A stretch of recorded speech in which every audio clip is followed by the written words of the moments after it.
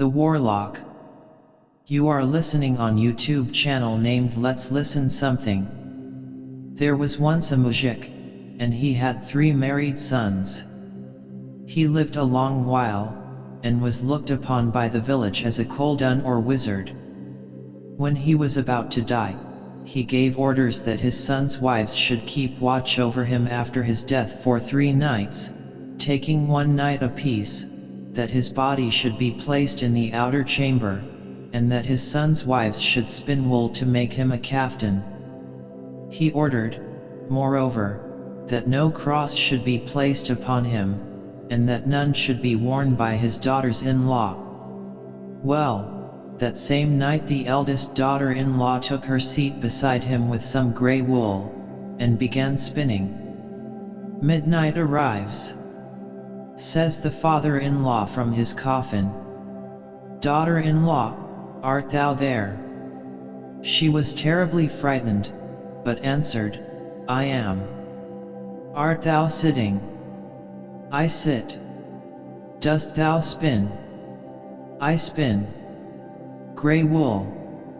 "Grey." "For a kaftan?" "For a kaftan." He made a movement towards her. Then a second time he asked again, "Daughter-in-law, art thou there?" "I am." "Art thou sitting?" "I sit." "Dost thou spin?" "I spin." "Grey wool?" "Grey." "For a kaftan?" "For a kaftan." She shrank into the corner. He moved again, came a couple of yards nearer her. A third time he made a movement. She offered up no prayer. He strangled her, and then lay down again in his coffin. His sons removed her body, and next evening, in obedience to his paternal behest, they sent another of his daughters-in-law to keep watch. To her just the same thing happened. He strangled her as he had done the first one. But the third was sharper than the other 2. She declared she had taken off her cross, but in reality she kept it on. She took her seat and spun, but said prayers to herself all the while.